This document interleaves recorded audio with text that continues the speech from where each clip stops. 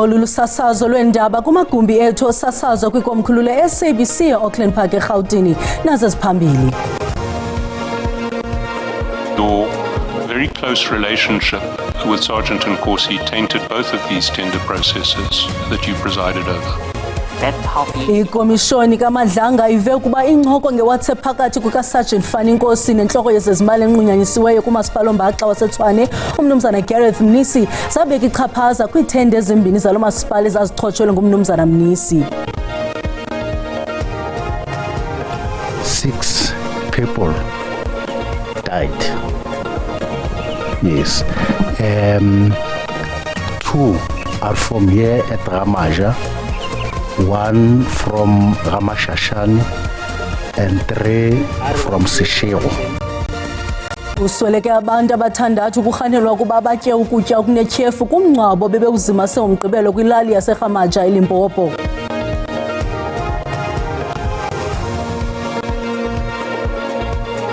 Kwesemidlalo usekela mqeqeshi weOrlando Pirates uMandla Ncikazi uthi iqela lakhe alizidubi ngokwenzeka kwammelwane njengokuba lilungiselela idabi laseSoweto elijongwe ngabomvu neKaizer Chiefs ngecawe.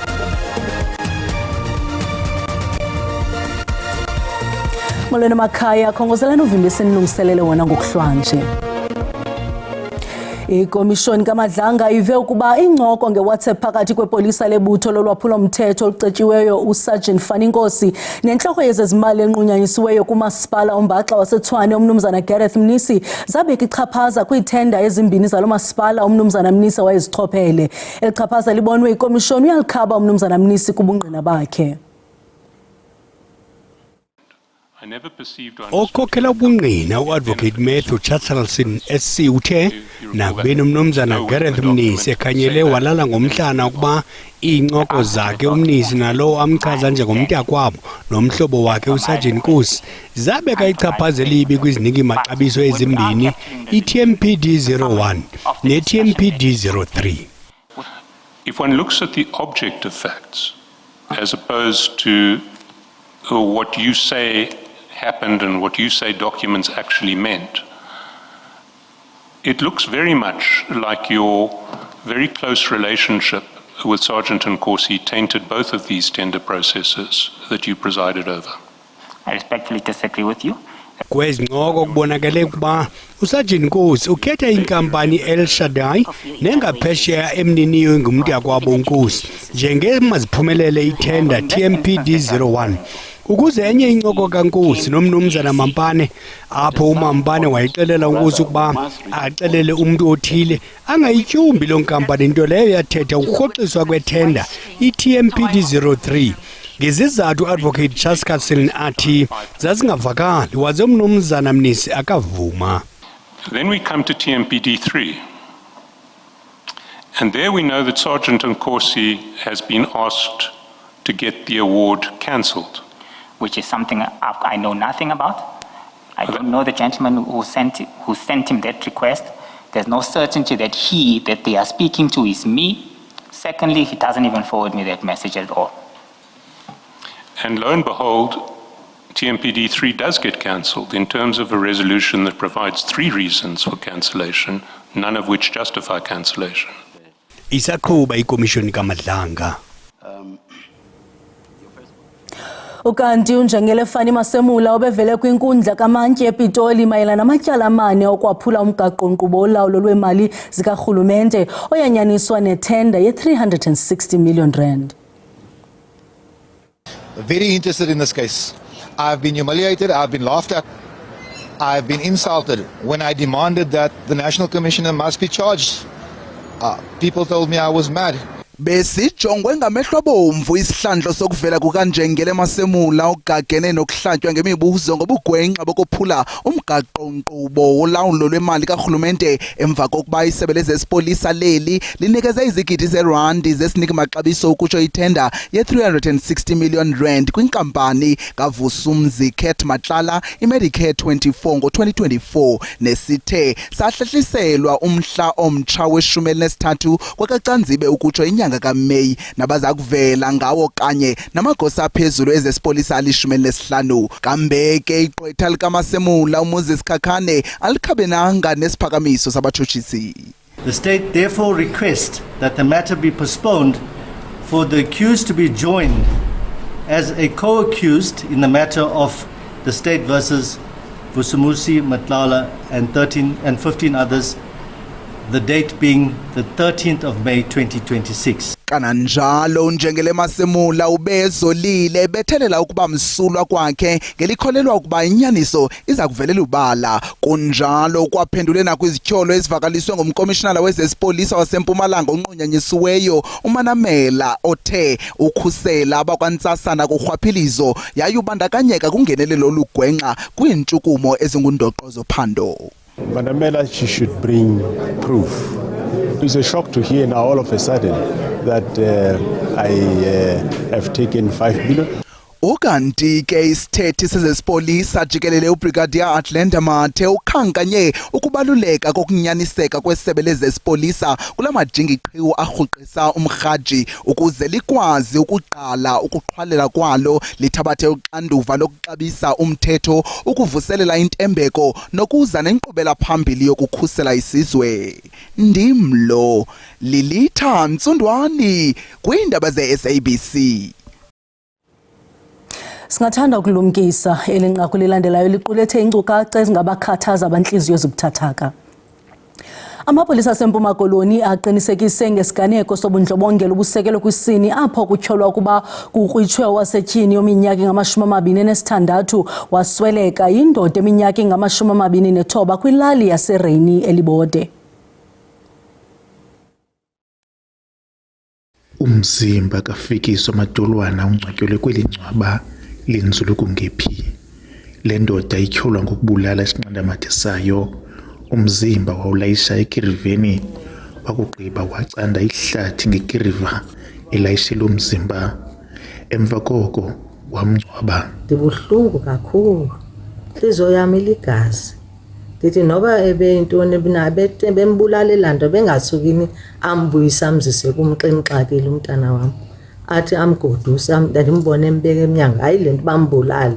Usapho lakuMadolwana luthi lukhathazekile ngendlela umntwana wabo abulawe ngayo. Kube buhlungu kakhulu ayifani nato. Futhi asiyazi uba soyiphela phi inhliziyo sobala ngoba utshiye abantwana abancinci babini. Kubuhlungu kuthi asizazi noba sizothini bingumuntu lo muntu.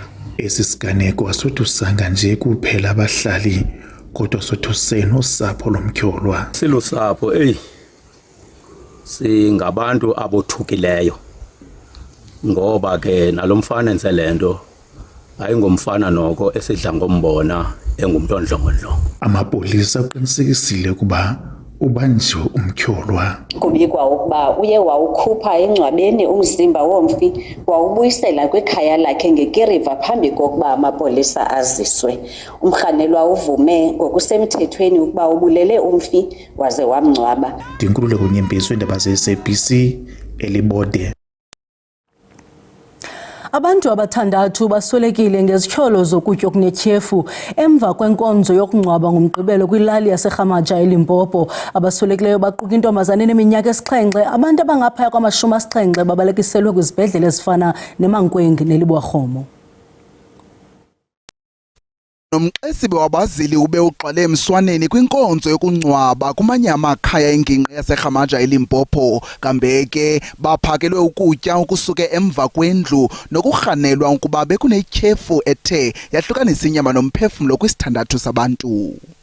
Those who were admitted since yesterday and Sunday in the evening, they are around 74 people, and then 6 people died.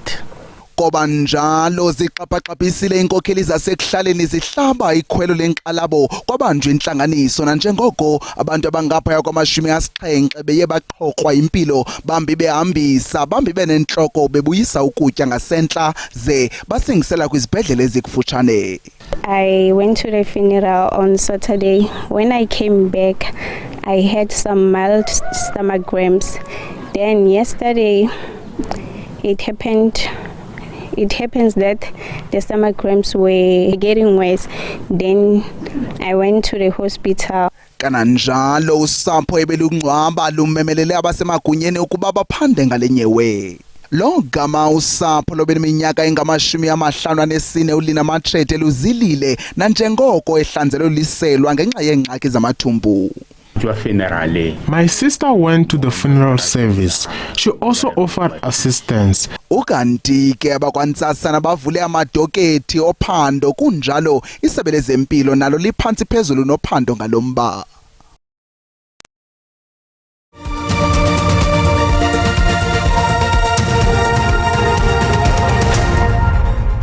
Sinamkele kwakhona kwiindaba zelijelo xa sihlabela mgama. Umbutho we-SACP uthi ulahlekisiwe i-ANC ukwatyhola lo mbutho ngokwenza gwenxa kwaye bakwathi kumele kukuba uthathelwa amanyathelo angqingqwa. Kungentsuku zatywala i-ANC iza kuthumela incwadi kuwo onke amalungu e-SACP ngelifuna ingcaciso yokuba aza kugayela uphi na umbutho njengoko eli lizilungiselela unyulo. Isimo simanzonzo phakathi kwamakomanisi kanye ne-ANC njengoba i-ANC izothumela incwadi ibuza labo ababaholi be-SACP namalungu e-ANC ukuthi bazokhankasela liphi iqembu kuleli ukhetho lohulumeni basekhaya elizayo. There was no particular information that was given in this particular meeting, which is the bilateral, to the effect that the ANC is planning this punitive outrageous exercise. Unobhala jikelele we-ANC uFikile Mbalula uthi bonke labantu abazothola lezi incwadi bazoba nezinsuku eziyishumi ukuthi bephendule. Mabengaphenduli ke i-ANC kuzomela ithathe inyathelo. To respond in 10 days if ever they will campaign for the ANC or the SACP. That letter will come out next week to all members.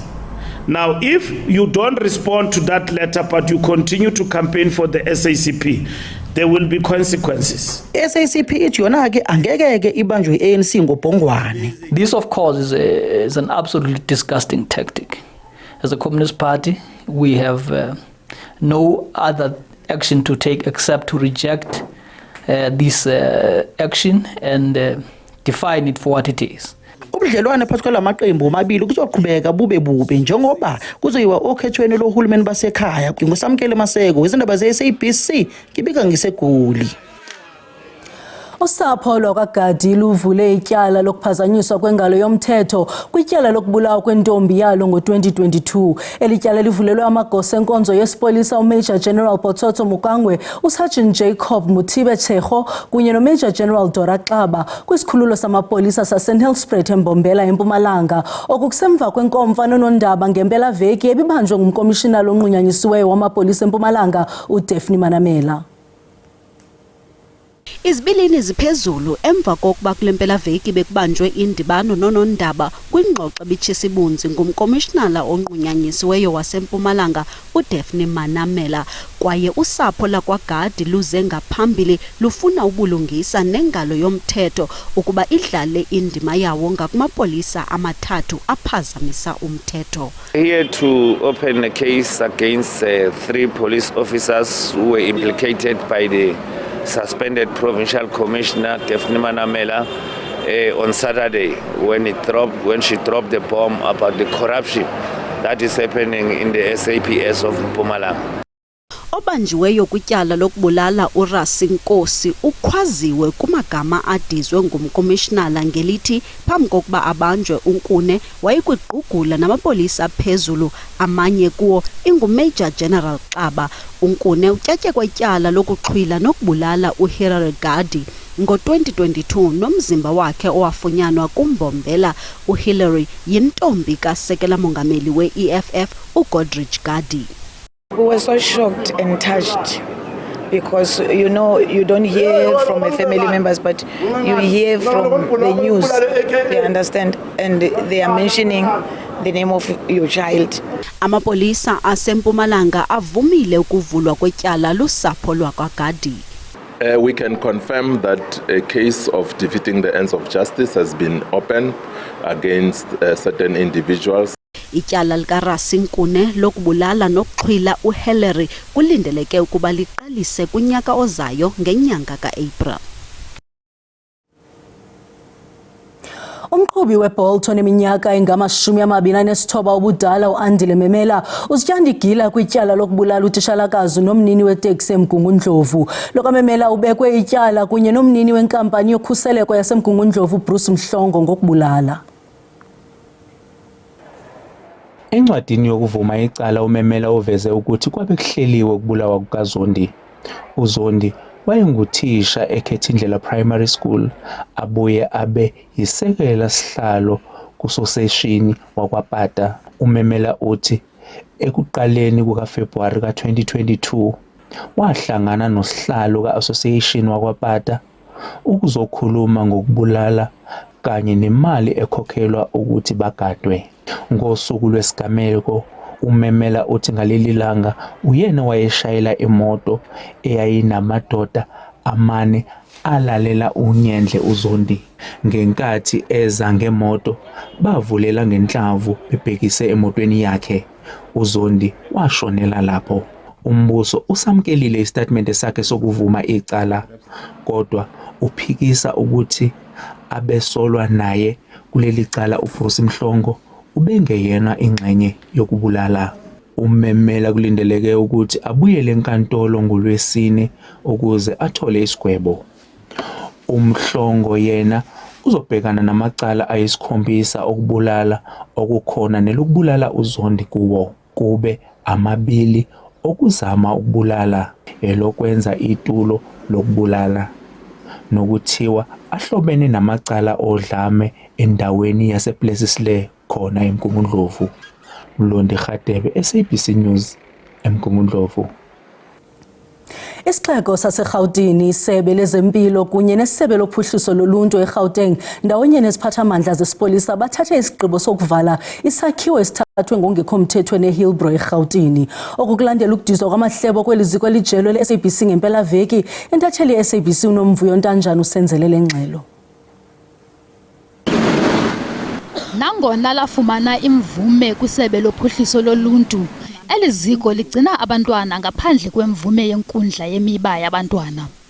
Xa kungoku bangaphaya kwama-40 abaxhamli kweliziko, kuquka iintsapho ezihlala kwisisakhiwo.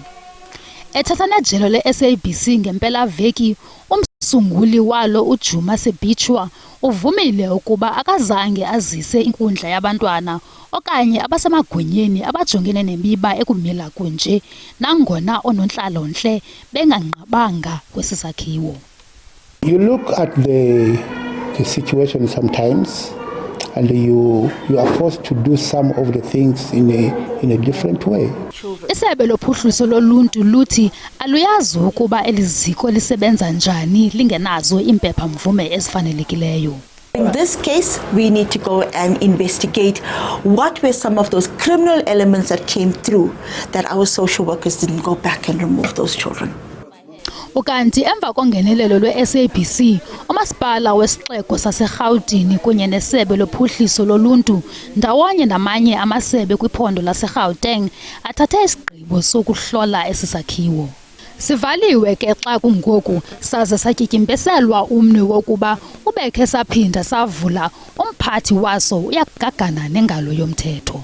You can't keep children in a place like this. So the notice states that the operation must cease immediately. Ukanti kumba wokukhupha aba bantwana apha. We've requested that our social workers do a second take by going through tomorrow so that the children can be interviewed together with the parents who are claimed to be in the lives of the children. Kwendaba zase-SABC ndinguNomvuyo Ntanjana eGauteng. Kwezemidlalo, usekela mqeqeshi weOrlando Pirates uMandla Ncikazi uthi iqela lakhe alizidubi ngokwenzeka kwammelwane. Kungoku amabhakani achophe encochoyini yeLog phambi kweMamelodi Sundowns kwindawo yesibini. iPirates ilungiselela idabi laseSoweto elijongwe ngabomvu neKaizer Chiefs ngecawe. Ijonge kuluphinda ngesibhaxo tshabalwayo kule season. Amabhakani yabhulela amasaka amakhosi ngamanqaku amathathu eqandeni ngoFebruwari kulonyaka. Ezizanxa zaseSoweto ziyagagana kwakho ngalempelaveki kumdlalo obonwa njengobalulekileyo. Usekela mgqeqeshi wePirates uthi amalungiselelo alomdlalo awasingethe ngokufanayo neyangaphambili. Highly competitive match. We are preparing to win, knowing who we are and knowing the magnitude of the game and the importance of the points that we must get in the match. Uncikazi uthi bazimisele kuyiphumelela yonke imidlalo yabo eshekileyo ukuphumelela ileague. We don't focus on the size of matches, but we focus on 3 points. We do the analysis based on strengths and weaknesses of opponents. We motivate them to have the right mentality, and I think the boys have grown enough not to be sidetracked by anything that are coming from outside. So we're just preparing as a group, preparing as a team. We know the match, we know the magnitude, we know the importance, and that's all that we are preparing for, and I trust the players.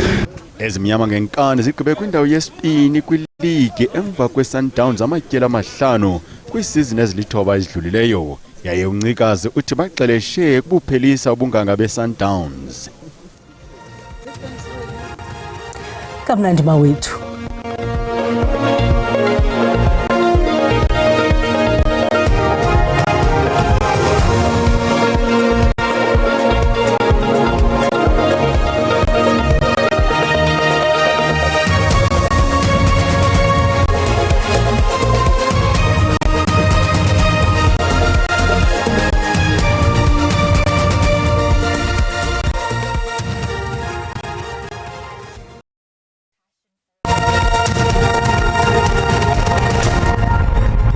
Bawahlangana amafilipu milanga basemba vumani nonkanyezini irhabulise iqikelelo lwemozulu yangokuhlwa nje xa sijonga imvula nomoya ngokuhlwa kuyapholeka mbukela into kubana singalindela kaloku imvula pha kwindawo yezikopolukwane napha kombombela liqhubekeke litsurhelele ngamafu pha kwindawo yezikopolfontein ko-DR nakhona pha ko-Sutherland ngomsombukeli kuyapholeka into kubana ziyaqhubeka ezamvula zixana nazile pha kwindawo koLimpopo napha kombombela kananjalo ke mbukeli nakwandonga ziyaduma zichaphazele napha koMahikeng.